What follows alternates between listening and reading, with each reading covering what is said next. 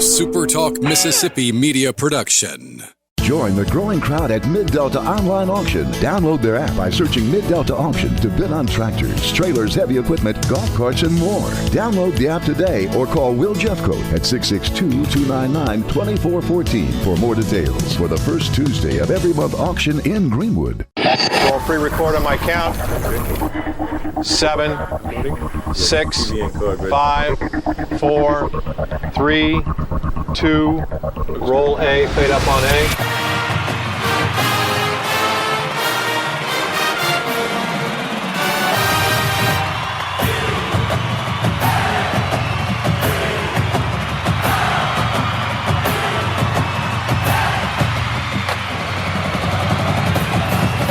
Southern Miss to the top.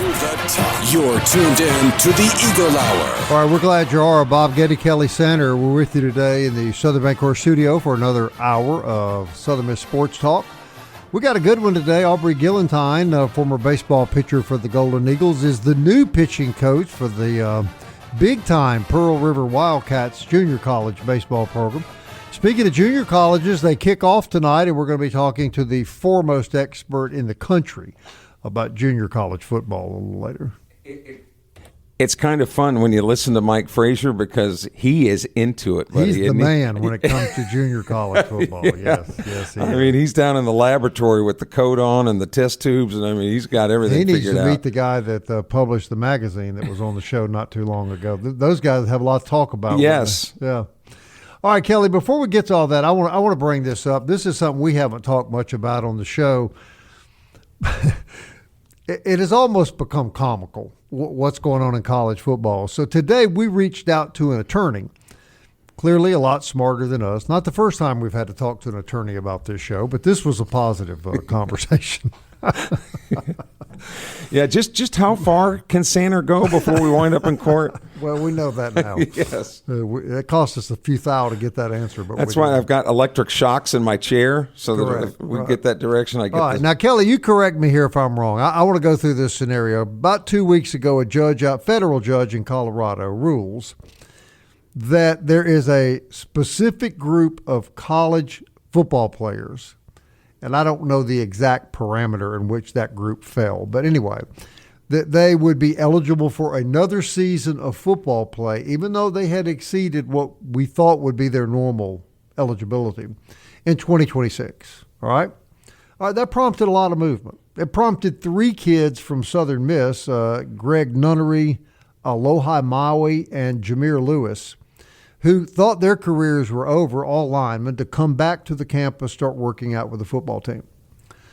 Fast forward 10 days later, a federal judge in Louisiana says, no, that's not right. These guys are not eligible to play. Not just these guys, but all guys in this group. So now you got this situation where these kids come back. One comes all the way from American Samoa to play football, only to be told now that they're not eligible. Fast forward another week. The Chancery Court, and I'm reading now, the Chancery Court of Forest County has blocked the NCAA from enforcing rules that declare veterans ineligible for a 5th year. This temporary restraining order remains in effect until September 14th, 2026. All 3 players are therefore cleared to play immediately, starting with the season opener against Alcorn State. So Kelly and I are not legal minds, to say the least. So we called an attorney here in town, a very prominent attorney. We'll leave his name out of it, but he was very gracious. He talked to us. He explained that he can understand how all of this is very confusing. And what did you get from that conversation, Kelly? That the judges that make these rulings only have jurisdiction within the confines of their boundaries. So in the state of Colorado, when that was originally ruled, that legally binding, that would work in Colorado, and everybody else just kind of adopted it. Well, then Louisiana comes along and says no, so everybody adopts it. So then, very much like Trinidad Chambliss' situation up in Oxford, when a local judge who had the boundary authority to make a ruling says that Chambliss is eligible to play, So Southern Miss kind of followed suit, and it's our understanding that Mississippi State now is trying to do the same thing to get some of their players eligible from a ruling at a judge within those boundaries that make it work. And the only thing that would stop any of this nonsense would be for the NCAA to make a blanket ruling that this is going to happen or not going to happen. And then there'll be more lawsuits. And as you mentioned in the article, those were a temporary restraining order, TRO, that are only in effect until September 14th. So then the question becomes, what happens after September 14th? Well, it's in the NCAA's court now. He did tell us the NCAA could appeal this Chancery Court decision if they chose to do so. But they would be very busy then appealing all these other. I would think they would have to make some sort of national ruling. Correct. That would make sense, but it was a great civics lesson. Yeah. Because we know about the legislative branch, the judicial branch, the executive branch, all those sorts of things. At least we were taught in school. But the fact that all these judges can say yes, and they're all right, because they were only ruling initially about people within their jurisdiction. Right. And I did ask him, well, then how can federal judges issue these nationwide injunctions in immigration cases and things of that nature against the current administration? And he said, legally they can't. The Supreme Court told them they can't, but they're continuing to do it, and it will be up to whomever to punish the federal judges who are now ignoring the Supreme Court. Is that what you understood? That's what I understood, that these judges then have to start weighing their own political futures as to how wise that would be to butt heads with the Supreme Court, because that is where the buck is supposed to stop, is at the Supreme Court level. Now, let me play the devil's advocate here a second. Do you believe that the Chancery Judge in Oxford and the Chancery Judge in Forest County ruled strictly on the law?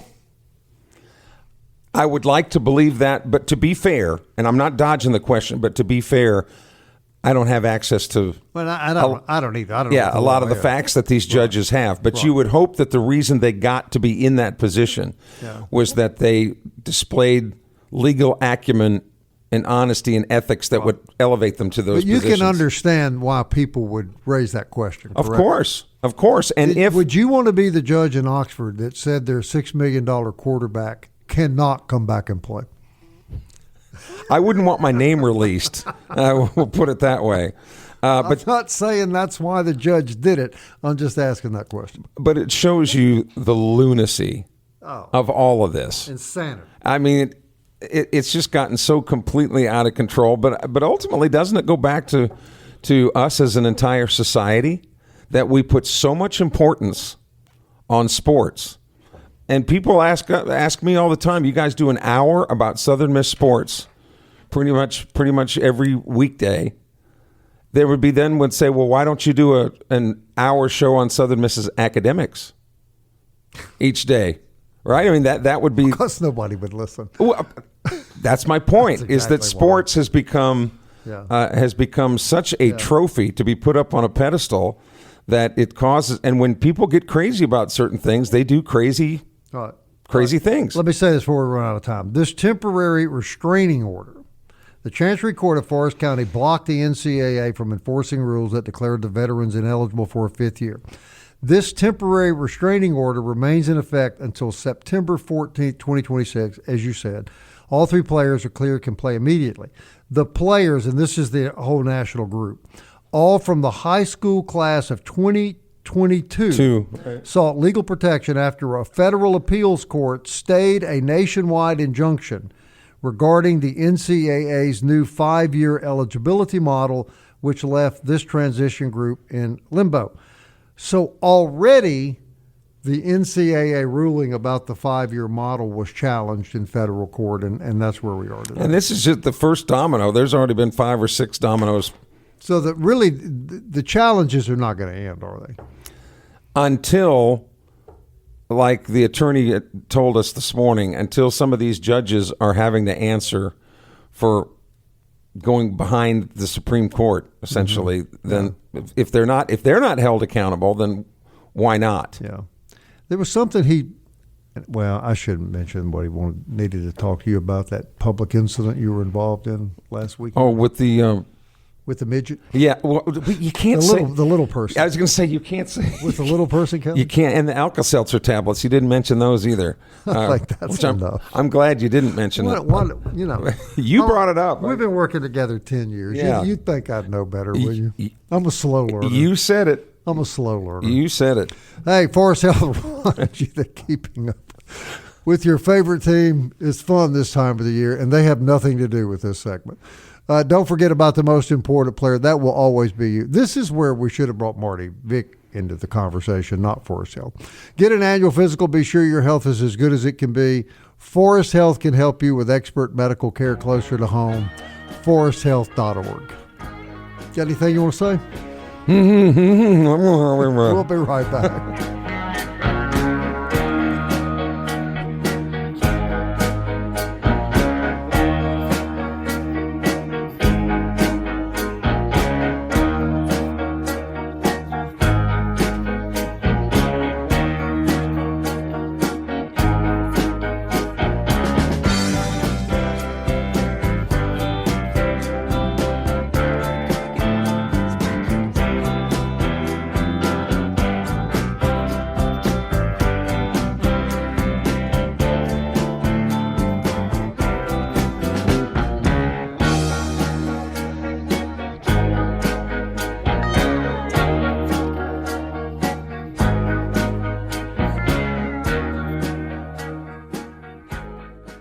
Big news from Robinson Electric Supply in Laurel. We've moved. You'll now find us directly behind our old building, right by Sawmill Animal Hospital. We're still your trusted electrical distributor, carrying everything from conduit to tape. And don't forget our full line of Milwaukee tools. Whether you're a contractor or a DIY pro, stop by the new Robinson Electric Supply at 1222 West 6th Street and see what's lighting up Laurel. Robinson Electric Supply. New location, same trusted service. You know, Viagra was going to use that phrase. Southern Miss to the top. To the top. You're tuned in to the Eagle Hour. Oh, my. Welcome back. SuperTalk Eagle Hour on the air. Probably a couple seconds too soon right then. But nevertheless, Eagle Tire West sponsors this segment of our program. They're out on Highway 98 West. That's where my friend Matt Warren and all those great guys sell premium Goodyear tires, all major brand tires. They do full service work on cars and trucks.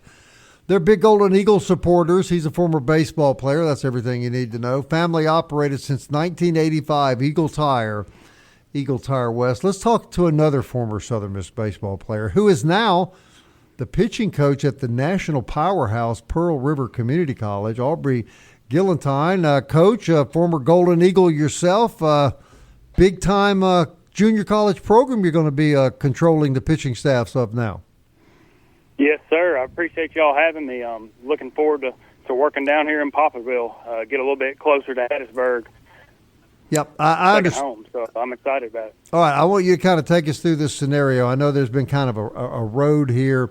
Danny Lynch goes to Mississippi Delta. He brings you up there. Then Danny goes to Abilene Christian, I believe. He's since moved on to Jacksonville State. Not Jacksonville State. Yes. Jacksonville State. Okay, Jacksonville State. You take over the program at Mississippi Delta, and now you have left there to take over the pitching duties at Pearl River. Do I have that right?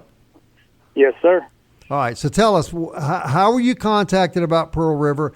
In all honesty and with all due respect, I think that's a no-brainer. Being the pitching coach at Pearl River is a pretty prestigious position. So tell us about how all this happened.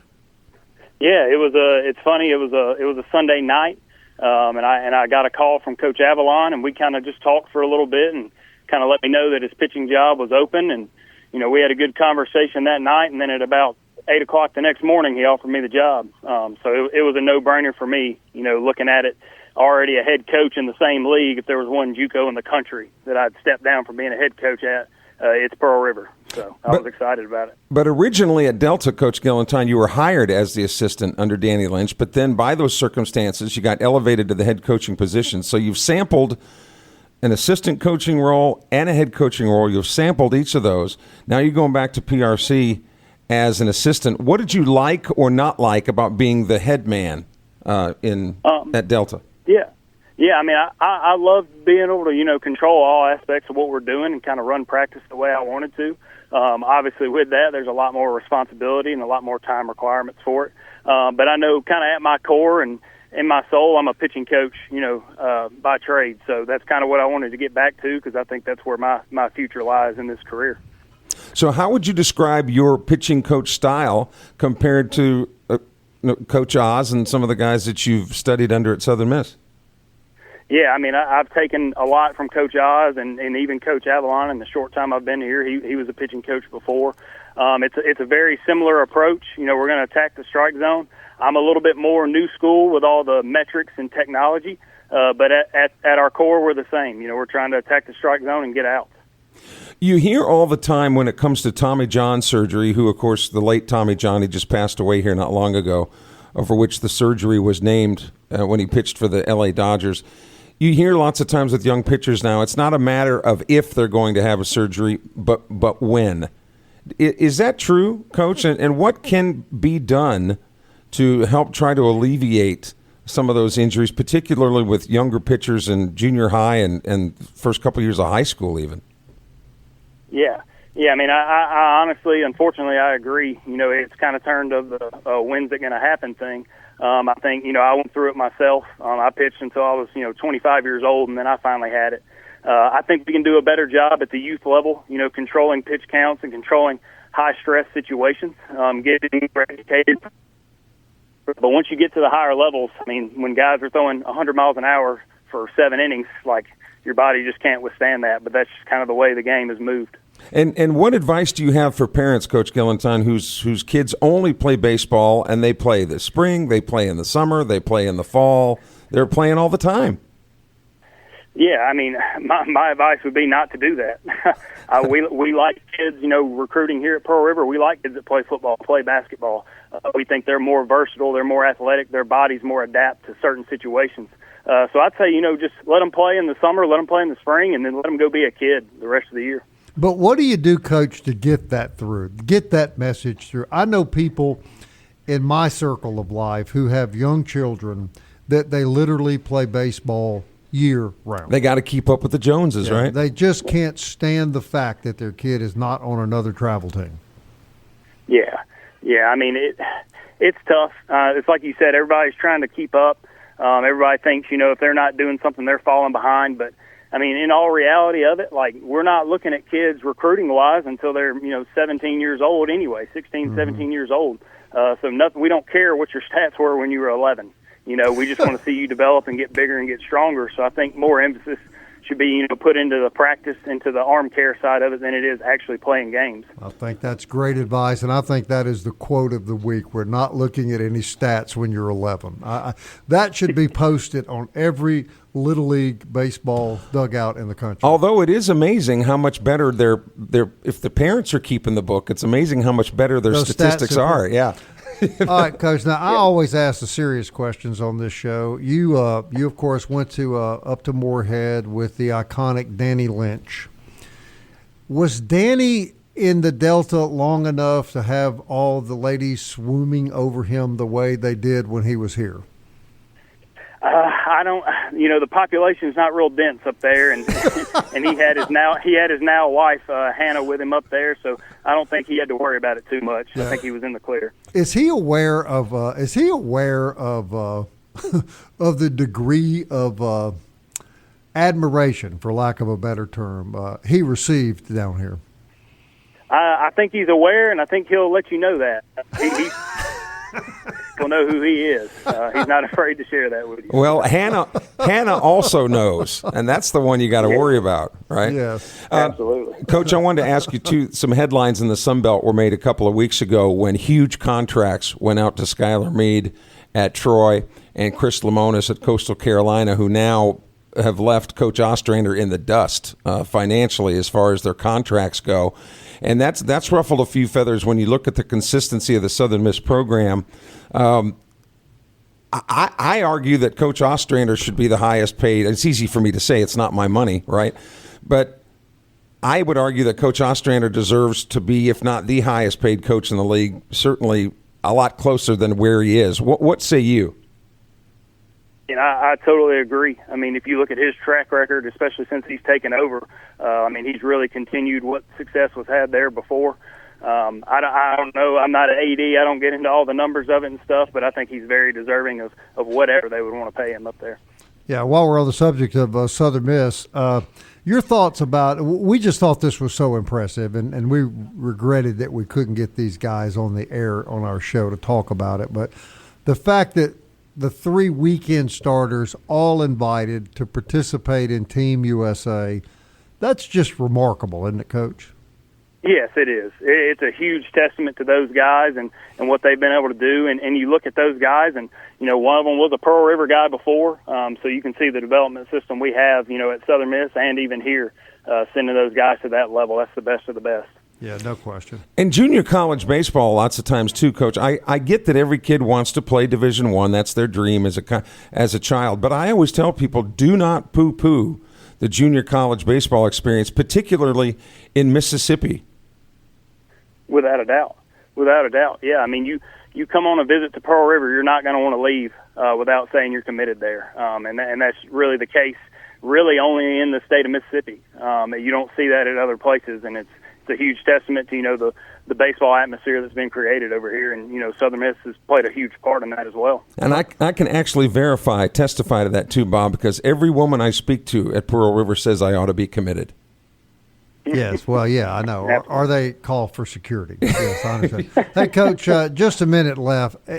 In a nutshell, tell us why Pearl River has had such enormous success with their baseball program. Yeah, I mean, I think it goes back to Coach Avalon's vision when he first got here. I think it starts with him, and then just what he's been able to do, the support you've given, that has been given to him by the administration. It's remarkable what's been built here. And I think it's just a level of consistency and a level of attention to detail that's being created here. You know, when we bring recruits on visits and things like that, they know what to expect. That the image has been portrayed, you know, correctly over the last several years, and that's why they've had so much success. And it doesn't hurt that the president, Dr. Adam Breerwood, was a sports guy himself and coached many sports. Yeah, backs him up. That's right, and his son Blaze is an assistant on our staff as well now, so he's continuing that legacy. And guess who coached Blaze Breerwood, Bob? Yours truly. And he's still got a coaching job. It's amazing. It's miracles happen. One of my mojo kids. You know, miracles happen every day. Yeah, for sure. Hey, Coach, congratulations. We're glad to have you back here.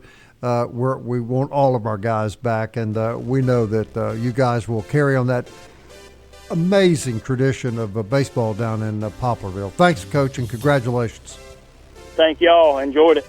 All right. Aubrey Gillentine, everybody, the new pitching coach, Pearl River Community College. Yeah, let's see, being a coach in Moorhead or a coach in Poplarville on the national championship team. That's a tough one, Bob. That'd be nice about Moorhead. They need all the love they can get. You're right. We'll be right back.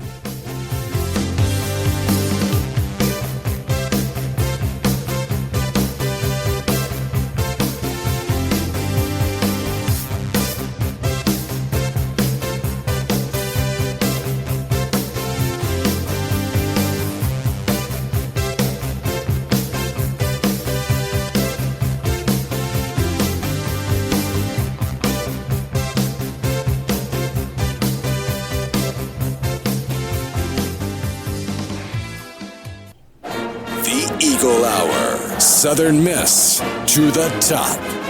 I want to thank Aubrey Gillentine for joining us in that segment. Good to have him back in the fold here, so to speak, here in South Mississippi, and undoubtedly those guys will have great success, continued success at Pearl River Community College. DBAT sponsors this segment of the Eagle Hour. DBAT's located on Hardy Street. It is a state-of-the-art training facility for kids, adults. They've got batting cages for softball and baseball, running tracks, pro shops, expert trainers, and counselors down there. So if you want to be the best you can be in your sport or want your children to be the best they can be in theirs, check out DBAT. Ask for Luke Reynolds, the GM, and tell him his friends at Eagle Hour said hello. Genesis of Hattiesburg also says hello. They're the official auto dealer of the Eagle Hour. Genesis sedans and SUVs are all from Mississippi's exclusive Genesis dealership. That's located on Highway 98 West in Hattiesburg. And I want to remind you, as I do every day, or try to do every day, about the SuperTalk Eagle Hour podcast on Apple, Audible, Spotify, Stitcher, TuneIn, YouTube. Alexa or Siri will play the SuperTalk Eagle Hour for you. Junior college football kicks off tonight, and we have the foremost expert in the country. We're very fortunate to have Mike Frazer join our show every year to talk to us because no one covers it better than JUCO Weekly. And Mr. Frazer and Mike, good to hear your voice again. And I heard you talking to Kelly, and you say it's going to be probably that same old cast of characters dominating JC football here in the Magnolia State. Yeah, no doubt. Northwest up in the north, East Mississippi, those are the usual suspects. They're the teams to knock off.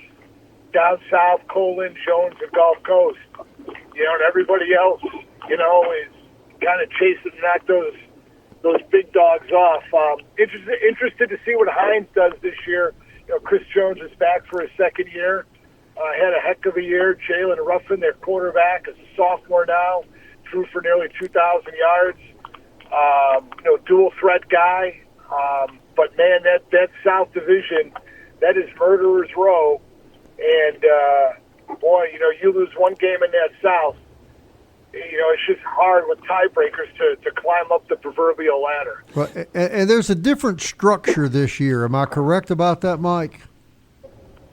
Yes. Yeah, they're doing instead of a 9-game regular season, it's a 10-game regular season, and they're just taking the top 2 teams from the division to play for the state for the conference championship. I like that rule in this regard. It protects the big teams. They could play one less game, so it doesn't tarnish their record overall when they're competing for one of the 4 national playoff spots. And that's a big deal. If Northwest can host a school from Iowa or Mississippi Gulf Coast can host a team from, Kansas, boy, from a weather standpoint, that's a bigger advantage for those teams down south. And also, Mike, you could argue that by winning the North or the South, you've really done something and have earned your way into that title game. That is true. That is true. Look, it's like you guys touched on in years past. It's about protecting the big guys. I'm all for that. Northwest and East Mississippi, they're proven champions. They've been doing it now in their second decade. They deserve a break. And you could say what you want about schools like Coahoma and Delta.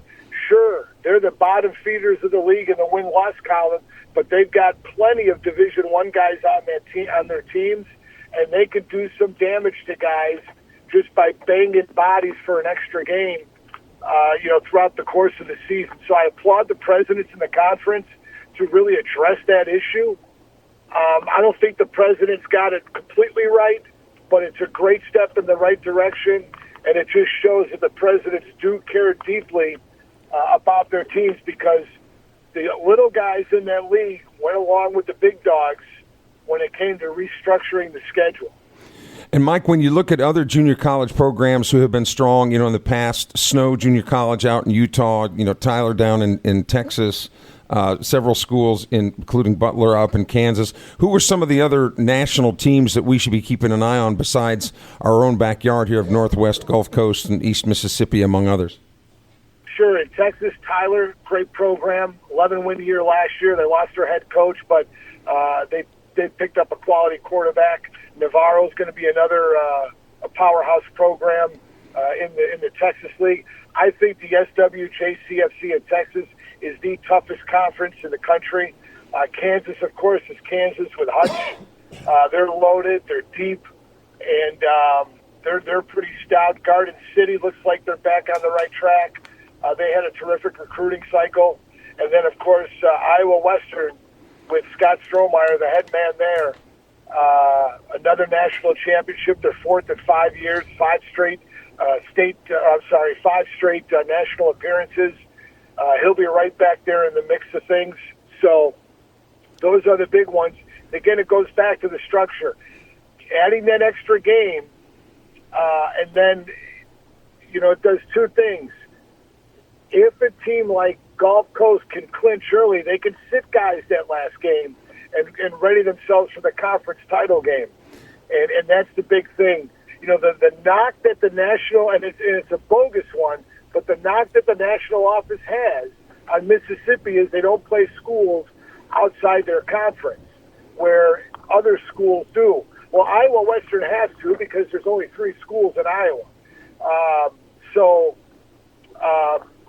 That's a bogus argument because the league in Mississippi is so deep that, yes, you got your bottom feeders in the aforementioned paragraph, but, man, you got a lot of big hitters too, you know? Yeah. The teams in that conference that go 7-3 and don't even get a playoff opportunity. And, Mike, when you look at the MACCC, which kicks off tonight at sites across the state, a lot of them, when you look at the opponents and the matchups, would really kind of be lopsided when you look at them. But one of them that I think is going to be really close is actually right down the road in Poplarville, where Bob's alma mater of Holmes Community College, the Bulldogs, will play Pearl River at Dobie Holden Stadium. And I think for many reasons, this is a huge game for Seth Smith. They're going to gut the Wildcats. You know that. No, I'll take the Wildcats every day and twice on Sunday. But you will agree with Mike that that's a big game for Seth Smith?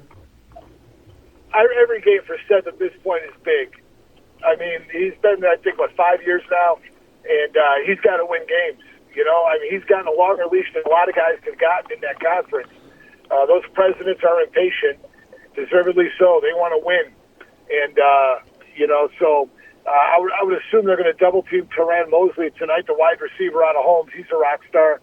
So, defense, they've been able to hold their own.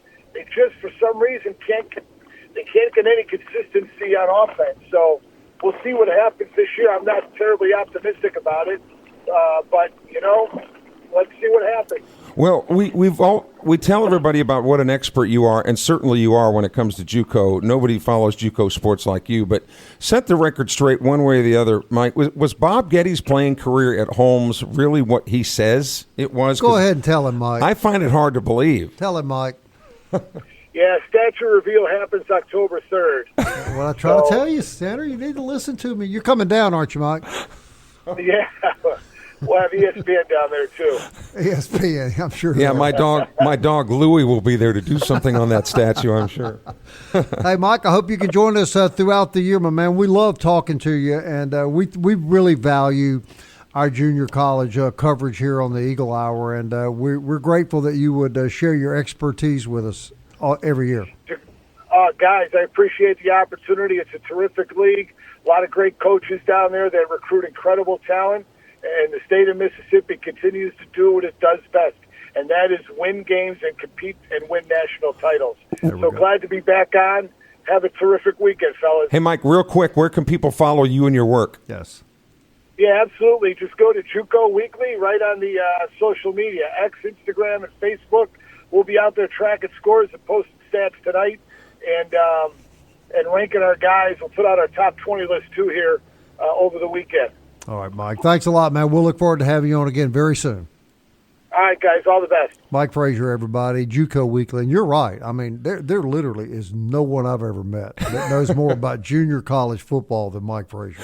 I don't even know. I don't know Mike's personal situation, if he's got a wife or whatever. But if he does, that takes a special kind of patience, doesn't it? I'm telling you, he knows every stat of every kid that plays on every team. He's the Mel Kiper of JUCO football.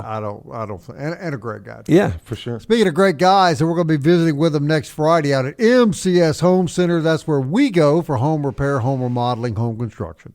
Absolutely everything you need for your next home, lawn, or garden project. It's available right there in Bellevue.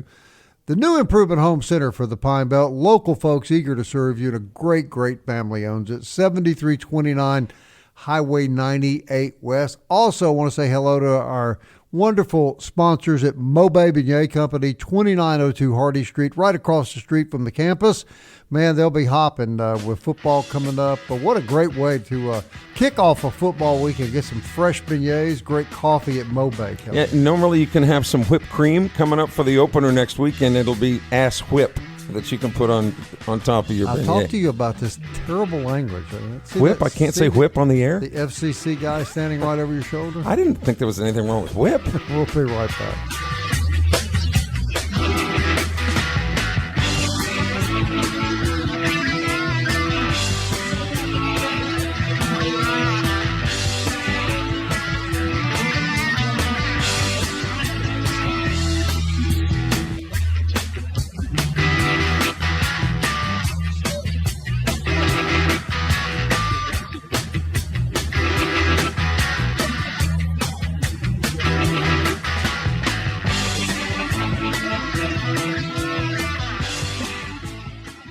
Big news from Robinson Electric Supply in Laurel. We've moved. You'll now find us directly behind our old building, right by Sawmill Animal Hospital. We're still your trusted electrical distributor, carrying everything from conduit to tape. And don't forget our full line of Milwaukee tools. Whether you're a contractor or a DIY pro, stop by the new Robinson Electric Supply at 1222 West 6th Street and see what's lighting up Laurel. Robinson Electric Supply. New location, same trusted service.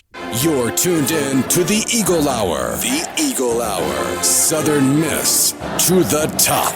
Hey, welcome back to the show. I want to thank Mike Frazer, and I want to clarify something earlier. I said one of our most loyal listeners, and I'll keep him confidential. He's asked me to, but he's listened to our show since we went on the air. We're grateful to for his input. But he pointed out to me that the Trinidad Chambers judge was not in Oxford, Kelly. Actually, he was in Pittsburgh, Mississippi, just north of Calhoun City in Calhoun County. So, for whatever.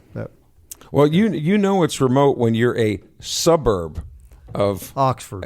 What was it? Calhoun City. Yeah. Calhoun. Yeah. I actually remember doing football games when I did St. Joe High School years ago in Calhoun City. I've actually been to Calhoun City now that I think about it. Yeah, and a lot of the jamborees for high school teams took place last week, and high school football season full-fledged gets underway tomorrow night for the most part. And, Dima Mixon does a podcast with another young man about high school football, and we're going to have a pretty good segment tomorrow on the show to kind of outline what's up with high school football. I've always thought that particularly in the Deep South, is about the last piece of Americana I think you're right. that still exists. No, I think you're right. And I think that's changing, too, because of technology and so on. A lot of the students don't go to the games, or they watch them on live stream. Well, they're missing out, because that is a big part of growing up and being a part of high school, I think. I agree. Yeah, I think so. All right, Marty Vick down at Jewel Masters reminds you that their store is open. They're not going out of business. They got beautiful jewelry down there. I was there yesterday, and the store is full of beautiful jewelry. So from diamonds, wedding bands, beautiful gemstone jewelry. They've got it all at Jewel Masters. And, of course, they remain the foremost experts in buying gold and silver, and just don't be fooled by these silly little signs and other things you see. You'll get more money for your gold and silver at Jewel Masters than you will anywhere else. And also, want to remind you real quickly about we're a little away, more than a week away from the opening of Southern Miss football. You've still got time to call Dickey's Barbecue and set up your opening tailgate. They'll bring it to you, and they'll do tailgating for 300 to 500 people. It does not matter to them. The food is always delicious, fresh. They're great people, great Southern Miss supporters. Justin Harris is just a gem of a guy, and we hope that you'll do all of your tailgate catering from Dickey's Barbecue. And we know, because the season starts next week, that you'll want to know all the ins and outs of tailgating and how to navigate the campus as effectively as possible. We're working on getting some officials from the university here who can give us some good advice as to how to easily, get in and out of where your tailgate spot's going to be, what the rules are, set up, take down, all those sorts of things. So you don't want to get caught with anything that's not accurate. And tomorrow we will also be wrapping up our preseason coverage of Sunbelt football with Blake Anderson. We'll have an interview that Kelly did with Blake Anderson back in New Orleans and bring that to you as we wrap that up. And certainly want to thank Sunbelt Federal Credit Union, who's with us now on a lot of other things, and they'll be sponsoring a number of other things we'll announce here very soon that we'll be doing throughout the fall. Another quick reminder, we're back on the road next week. Friday we'll be at MCS Home Center. I'm going to have some ball players out there. We'll be really close to the kickoff then. And next Thursday, I'll be at Bocoma Casino, and you'll be, I understand you're going to be running the whole operation from here in the studio solo. I would be with you at the Bocoma, but there was a really big guy named Bruiser who I gave some apparently bad advice to last year. Yeah, Bruiser's already told me. He's already called me and asked me if you were coming. I'm kind of like Barney Fife. I got to keep my uniform on so I don't get beat up. I gave him your address here in town. Oh, fantastic. It's not. You got any news and notes? News and notes. You're just rambling today. Women's soccer back at the Bell today, Bob, as they make their home debut. A 4:00 tip against Southeastern Louisiana. They're trying to get back on the winning track. Bell? The Bell Sports Complex off of 4th Street in Hattiesburg. Okay. They also call it the Nest now where the soccer team, the beautiful facility that they've got out there. They're playing Southeastern Louisiana today at 4 o'clock. The volleyball season gets underway tomorrow as part of a classic tournament, and they are actually playing against Southern of Baton Rouge, and that will be at 3 o'clock tomorrow afternoon as part of the Cocky Classic in Jacksonville, Alabama. I got you. It's a great time of the year, Kelly, with high school football starting Friday night. If you go around the campus, you can hear the Pride practicing and getting ready for the opening of football season. If it would just cool off a little bit, you could really get into the start of football game. And tomorrow night is the Pride preview at 6 o'clock on campus, where the Pride will be performing their halftime show and some of the selections that they'll be playing from the halftime show. Again, that's at 6 o'clock. Spirit Park, I think, is where it's going to be on campus. So if you want to get a preview. Next week's going to be so exciting. 2 on-the-road shows. We're going to have the cheerleaders are going to be with us next week here in the studio.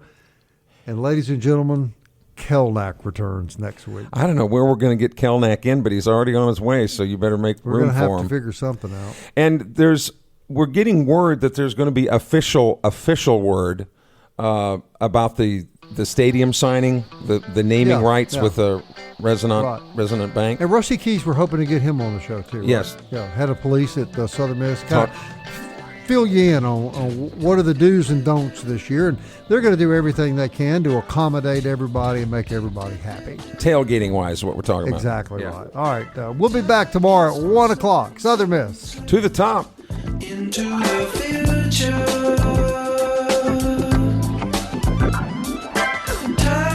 On slipping into the future. I wanna fly like an eagle to the sea. Fly like an eagle, let my spirit carry me. I want to fly like an eagle till I'm free. I go through the revolution. A SuperTalk Mississippi media production.